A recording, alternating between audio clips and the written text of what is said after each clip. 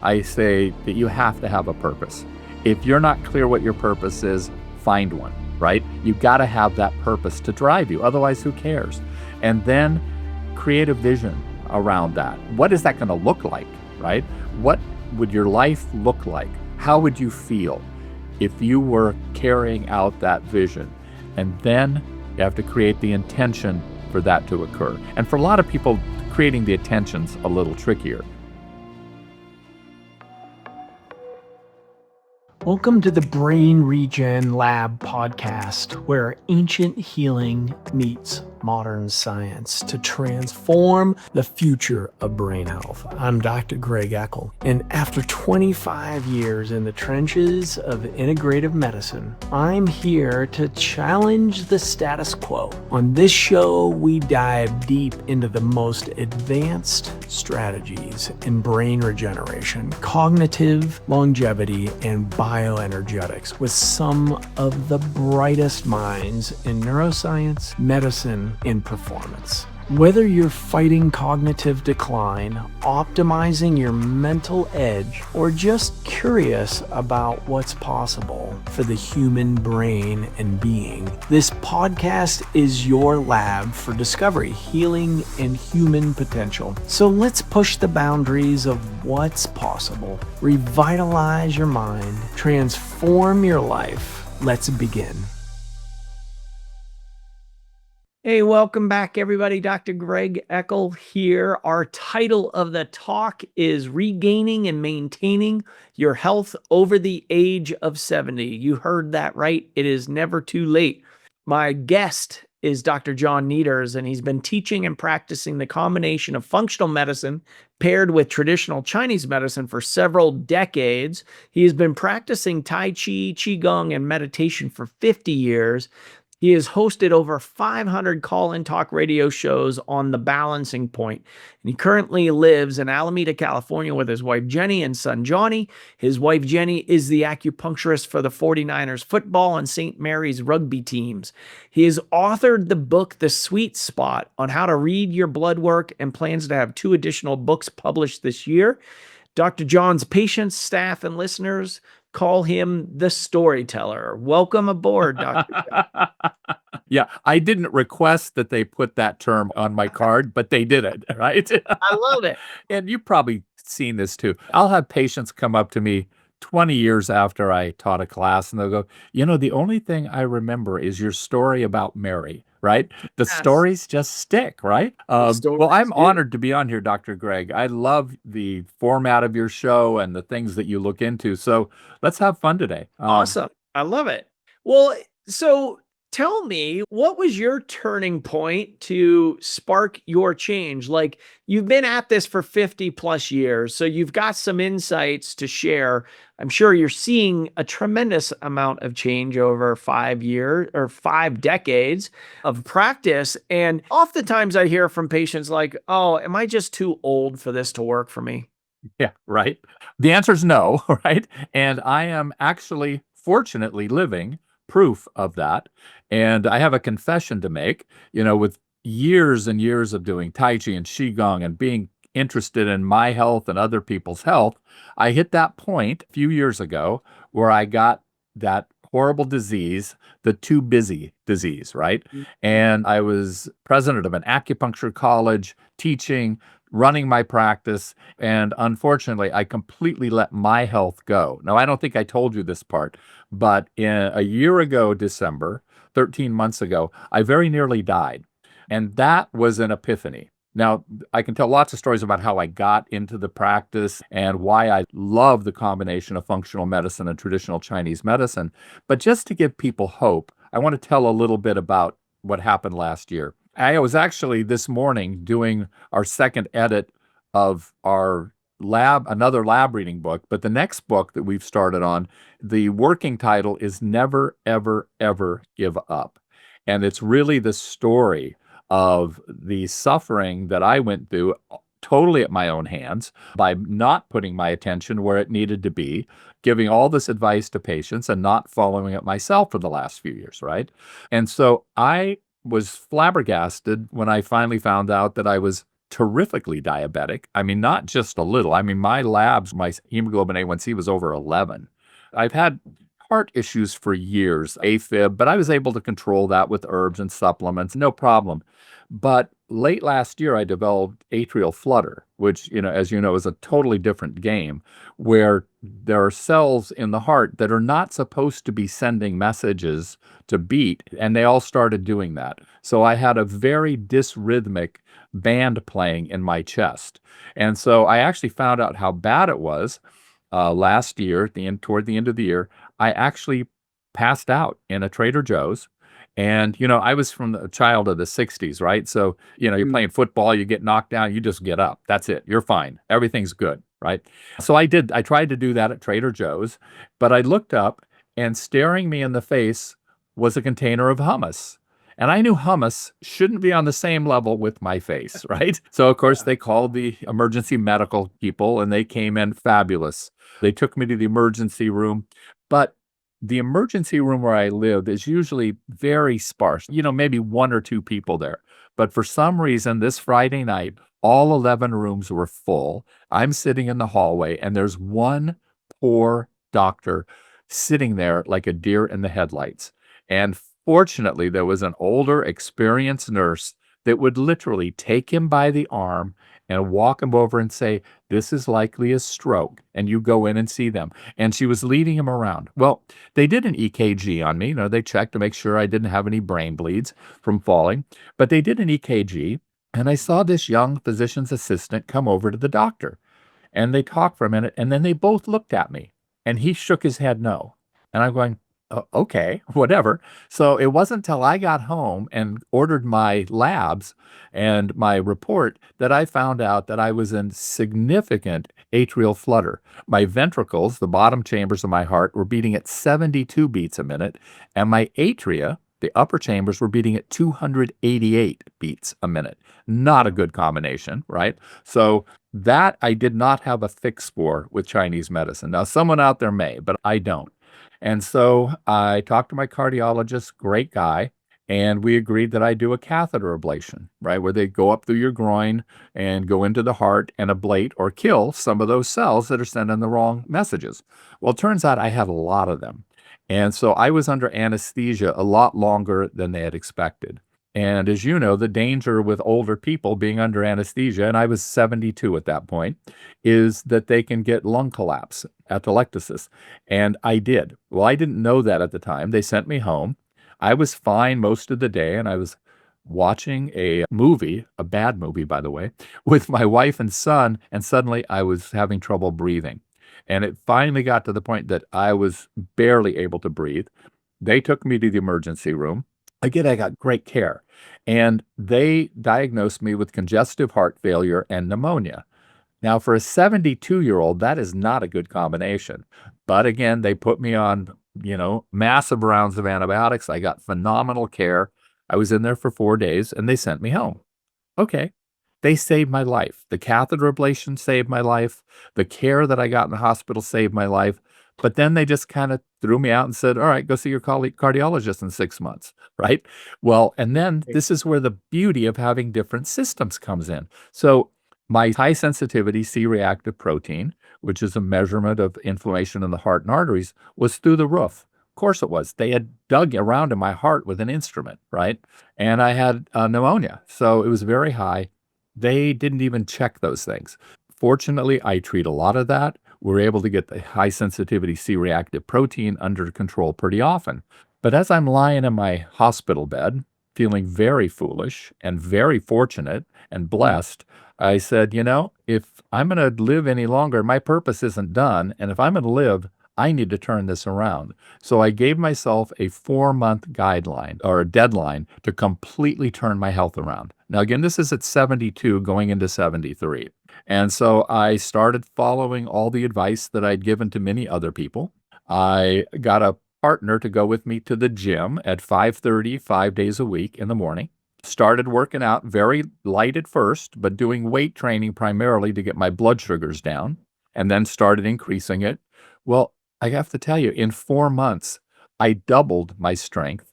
I greatly increased my muscle mass, and I lost a bunch of weight Not even trying. All I was trying to do was increase my strength because with all the problems I'd had, I also had severe gout. I was in a walker.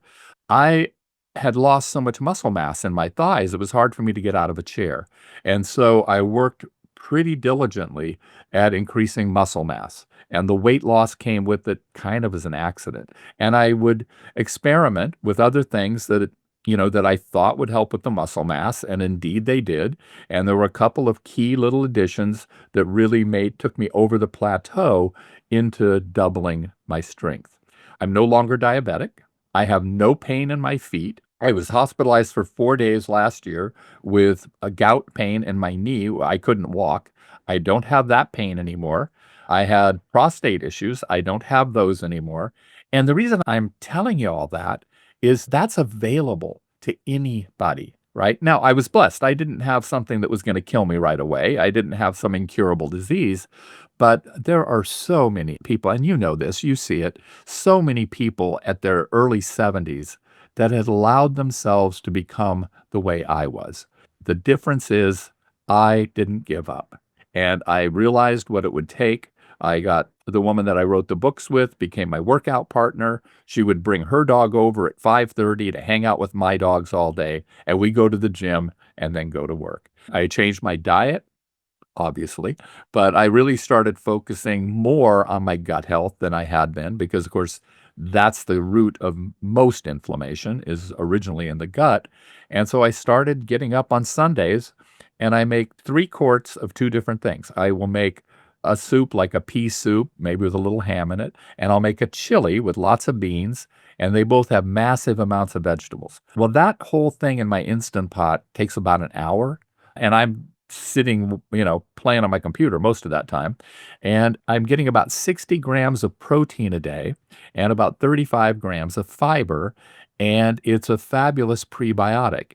And so I just warm one of those up each day, a half a quart, and that's what I eat. And I also got on the wagon for extra virgin olive oil, the best I can find. And so I'll pour olive oil onto my soup or my chili, making it nice and creamy. And I'm really set up for the entire week.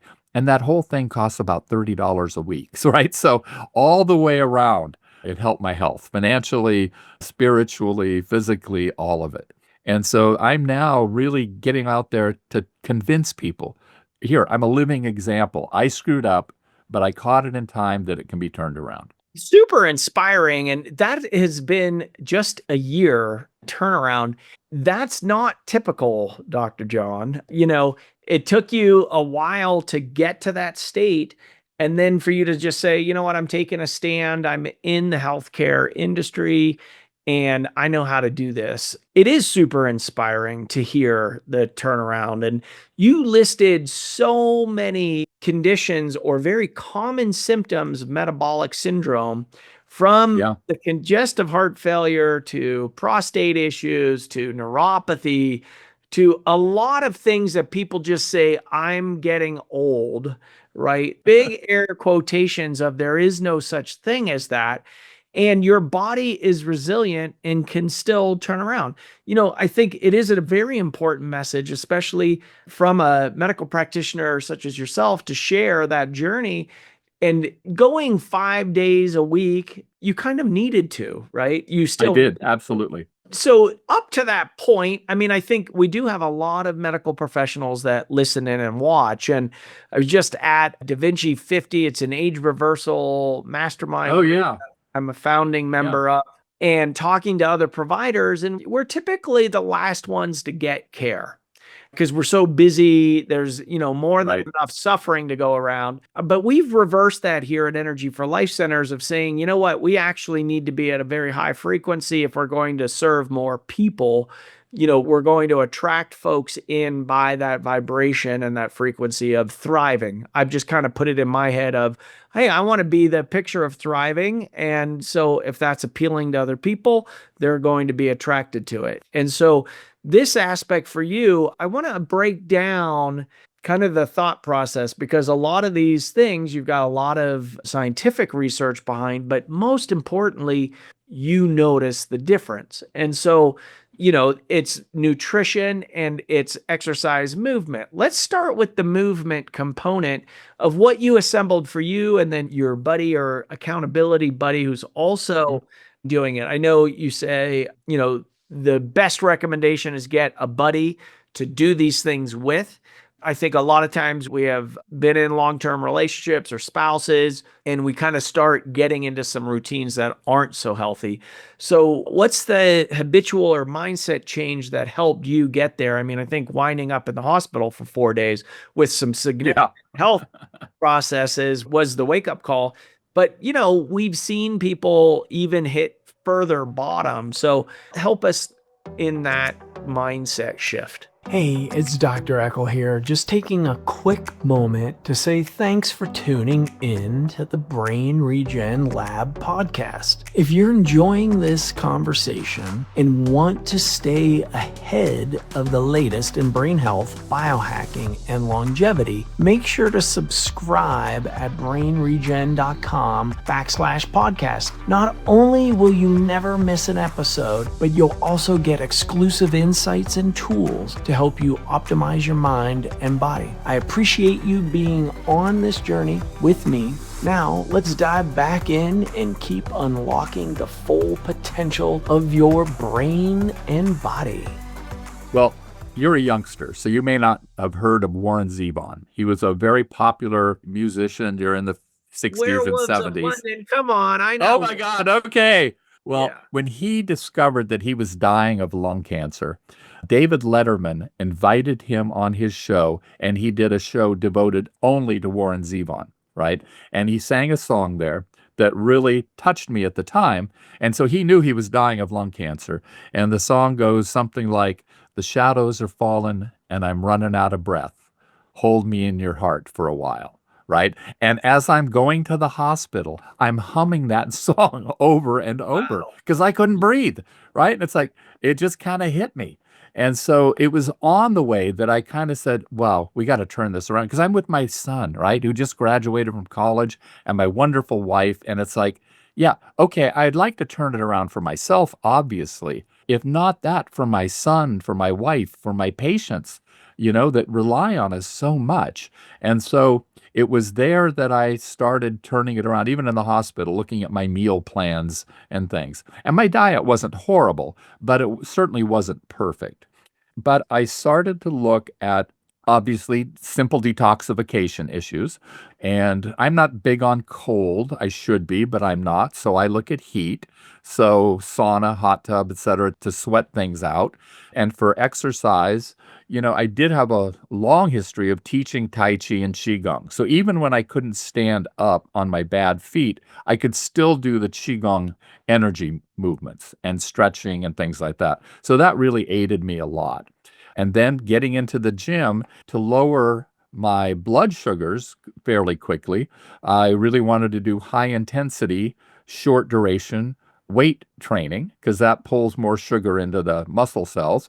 And so that's what I focused on because the cardio was still a little difficult for me because I didn't have a lot of lung chi or lung, energy at that point, and my feet still hurt a little bit. So, but the weight training was easy for me. I'd done some when I was younger, and so it just, so one of my difficulties in life is I've always disliked the word discipline. It's the D word, right? And so now I don't have any discipline, but I do have a ritual, right? And so my ritual are all these things that I'm talking about. I get up in the morning at a particular time, I do the workout at a particular time, I come to work, and as I'm getting ready, I make some tea, and I have all of these things that I put in my little carry bag like I'm in third grade, right? And I bring it to work, and that's what I'm having to eat. There are a lot of different ways when you talk about weightlifting. And I'm curious in your specific case, and I know you're not recommending this for everybody, but for not going to the gym to being in the gym, obviously you've got to watch yourself at the beginning because you don't want to overdo it and then, be injured. What's your routine look like? Because I think, all of this information is out there, but to put it in a reality of like, okay, well, Yes. Dr. John's routine. Yeah.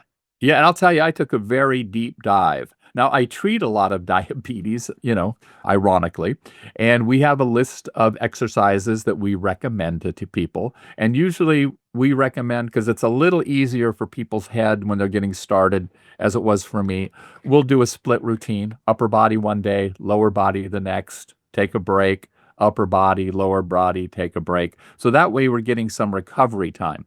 Now, my rule of thumb, when I hadn't worked out much in the past, like 20 years ago, and I started working out, is John, only do 50% of what you think you can do. My mantra at 72 was, John, only do 20% of what you think you can do, right? And so that worked out okay because I wasn't hurting myself. And then as I started, improving, I added a few things. I increased my protein intake. I started doing some branched chain amino acids and some disodium ATP, which helped with my energy. And so those really made a huge difference for me. I started doing some creatine because I wanted to say it was bad in some way, but I couldn't find any really bad studies. And I'll tell you, that one supplement probably made the biggest difference in my training. I stopped being sore. My muscle mass increased more rapidly. And I tend to be a skeptic, Greg. I just, you got to prove it to me. And so people come to me saying, yeah, I use, creatine and I use these things to work out. And I'm going, yeah, right. And so I had to try it. And I'm telling you, it made a huge difference. Huge difference. That's And so awesome. then, yeah. And so the The ritual that got easier and easier is kind of my point, right? You feel better. So of course you keep going back. I got some free passes to a couple gyms around here. And so I'll give them to my patients and I'll say, go in and talk to them and kind of picking which gym I think they might be a better fit for. And, hire a trainer for at least a couple sessions so they can show you how to safely do these exercises.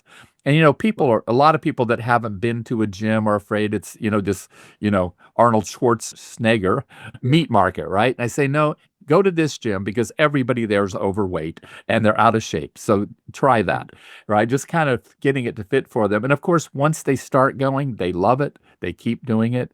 I've found that particularly for women, they love boxing. It just gets out a lot of frustrations. And so I'll direct them to a particular gym that has boxing classes, but also has weight training. And Got that's it. worked really, really well. Awesome. Now, the component again to the motivation, you came out of this kind of dark night of the soul with the inspiration to say, all right, I'm going to take a stand and be an inspiration, which you are in sharing your journey. Speak into that aspect of the vision and the purpose. And this was a good wake up call and spark for you. How do you Well, address that? now you're talking my language, right? Yeah. When I'm doing training, teaching, etc., I say that you have to have a purpose. If you're not clear what your purpose is, find one, right? You got to have that purpose to drive you. Otherwise, who cares?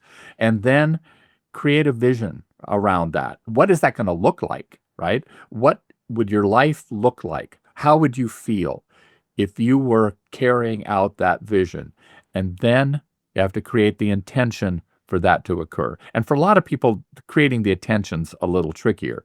Years ago, in that mid 1980s, I studied with Tony Robbins, right? And did his certification courses. And one of my favorite quotes that he had is, the quality of your life is determined by the quality of your questions. And I actually had little cards printed up that has what we called the morning questions, the evening questions, and the problem questions. And the first problem question is really, what's really right about this situation? Right? Because we always want to catastrophize and look at what's worse, the worst, right? So it's like, oh my God, my feet are falling off. I can't breathe. Yeah, but what's right about it? I'm alive. I'm still alive. I can think. I haven't lost my cognitive function. My wife loves me. My son loves me. I got so much going on for me. And so then it just changed my focus, my orientation, not to really the problem. I mean, I was aware of the problem, of course, but to the possibilities and what I was blessed with already and how I can use that to move me forward into this ritual of changing my life. And so really, to me, it starts with the questions that we ask. And then when I started asking better questions, rather than, oh my God, how can I get through today? It's such a busy day. Oh, what am I going to make for dinner? And it changed to, what can I bring to this today? How can I express my love? How can I express my desire? How can I move other people more efficiently? Then it all became easy. I mean, that's the thing, Greg. I think there's one thing, it's easier than we think it's going to be. Now, you got to do it. You get into the gym, you got to get there. But I tell myself, look, all you got to do is get in the gym. You don't even have to work out, just get there. And of course, once you get there, you're going to do an exercise because you're there. You do one, you're going to keep doing it. And so it's making it simple and easy. First, you're going to have a little pain here and there, but it becomes not only painless, it becomes so energizing that you just can't stand the idea of giving it up. So it's Mm. creating that in the purpose, the vision, the intention, and then fill in whatever parts. I didn't trust myself to go to the gym at 5:30 on my own. So, hey, Catherine, would you go with me at 5:30? Right? It is those small steps at the beginning that builds the momentum. And then speak into like how your body changed. Like, you're talking about you recovered from pneumonia. You didn't have the lung capacity. So you started with the high intensity, kind of smaller motions for shorter periods of time. At what point did your body and your mind and spirit go, wow, I like how I'm feeling. I know, because you hit that resistance at the beginning anytime. Oh, absolutely. Well, for me, I gave myself a relatively short period of time. I mean, that's a lot of stuff to turn around in 4 months, but I made it a little bit more of a sprint. I mean, small pieces of sprinting, but I knew I could do 4 months, right? It's like, oh my God, it's like the alcoholics, one day at a time. It's like, okay, I can do 4 months. I can do that.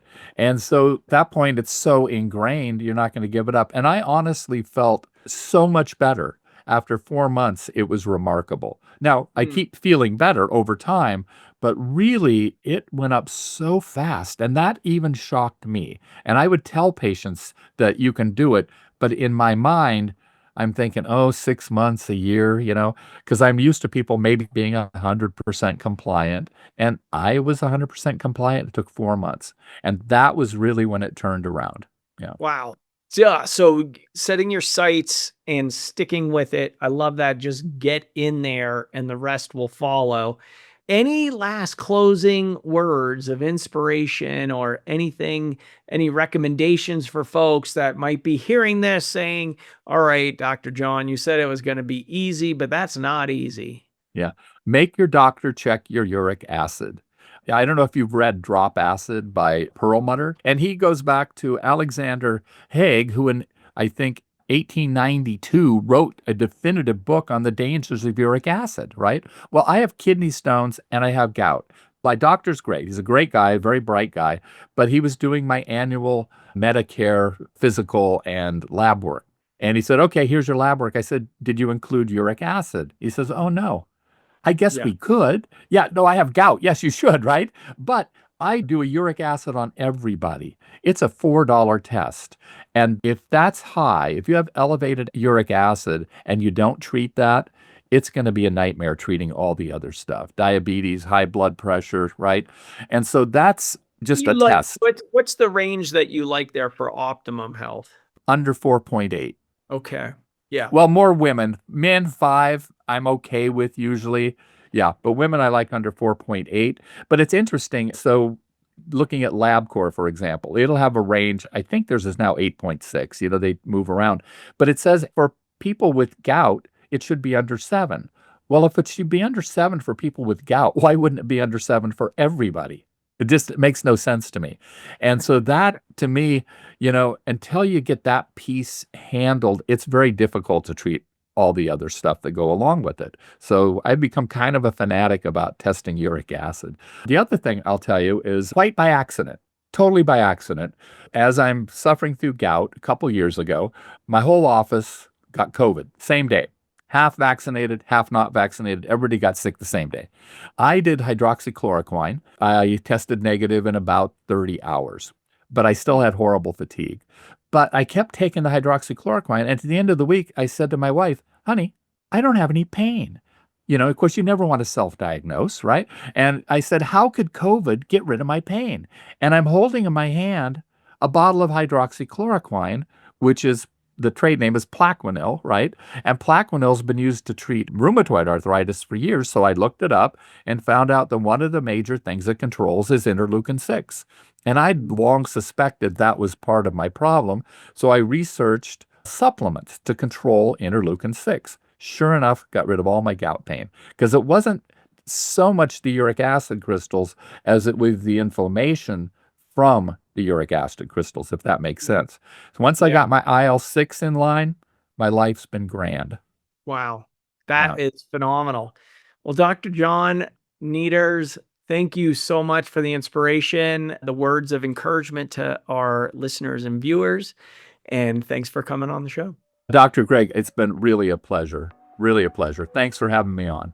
If you're finding this conversation insightful, make sure to hit that subscribe button. It's a simple way to stay connected and get more strategies for optimizing brain function and longevity. Plus, it helps us bring you even more cutting-edge content. Thank you for being here. Now, let's get back to exploring the future of brain health. Thanks for joining us this week on the Brain Regen Lab podcast. If you enjoyed the show, make sure to visit brainregen.com, where you can subscribe on Apple Podcasts, Spotify, or your favorite platform so you never miss an episode. And if you found value in today's conversation, we'd love for you to leave a review. It helps others discover the show. You can also share this episode with a friend or loved one who's passionate about brain health. Want to dive deeper? Check out our latest resources at brainregen.com/podcast. Be sure to tune in next week as we continue unlocking the secrets to a sharper mind and a longer, healthier life. Stay sharp, stay curious, and keep thriving.